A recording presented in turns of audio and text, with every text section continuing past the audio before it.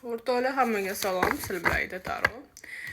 Shaxsiy rasklad qildirmoqchi bo'lganlar WhatsAppda aloqaga chiqamiz. Menda boshqa hech qanaqa sayt yo'q. Energiya men uchun har doimgidek like, podpiska sizlardan. Kim energiya men qilmasa, unga bu raskladim tegishli emas. Tak, qizlarim, ayollarimizga bugun kartamga savolim. Bu yil 2026-yilda oila qurish yoki turmushga chiqish bo'ladimi sizda? Aytib o'taman, bu общий расклад kimgadir tushadi, kimgadir tushmaydi. Поэтому кто хочет lичный раскладga kelamiz.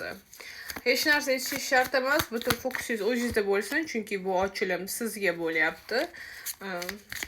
Fixa joyda diqqatingiz menga qilib. Eshitasiz? Tak, ketdik o'rtoqlar.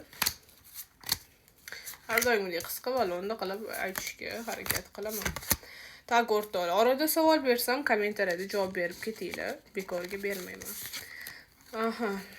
O'rtoqlar, tak, oramizda bir inson bilan gaplashayotgan ekansiz. Lekin отношения ni tуда, ni sуда bo'lyapti. Ko'ryapsizmi? Hayotingizda birisi bor, lekin ko'ryapsizmi? Hamma narsa nima desam ekan, so'zligicha qolyapti, ya'ni действие bo'lmayapti. Ko'ryapsizmi? Действие yo'q va hamma narsa oyog'i tepadan bo'lyapti, ya'ni отношенияngizda aniqlik bo'lmayapti. Tushunyapsizmi? Shunday bir erkaklar, mujiklar bo'ladi-ku, gapida turadigan, aytganini qiladigan, lekin sizda unday bo'lmayapti. Ya'ni sizni partnyoringiz unday erkak emas chiqyapti. Tak. Sizda странно. O'rtoqlar, sizda ikkita bir erkak chiqdi. Birisi bilan siz xohlayapsiz oila qurishni, birisi sizga moddiy taraflama yordam beryapti. Странно.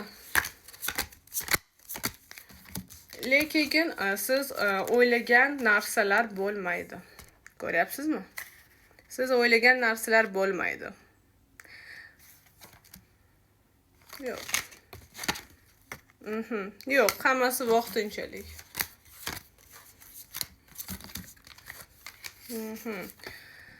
Tak o'rtoqlar, qisqa qilib aytamiz, bu yil hech qanaqa to'y, pataxa yokida bir turmushga chiqish anaqasi sizda ko'rilmayapti, ya'ni bo'lmaydi. Siz kutgan narsalar bu yil bo'lmaydi.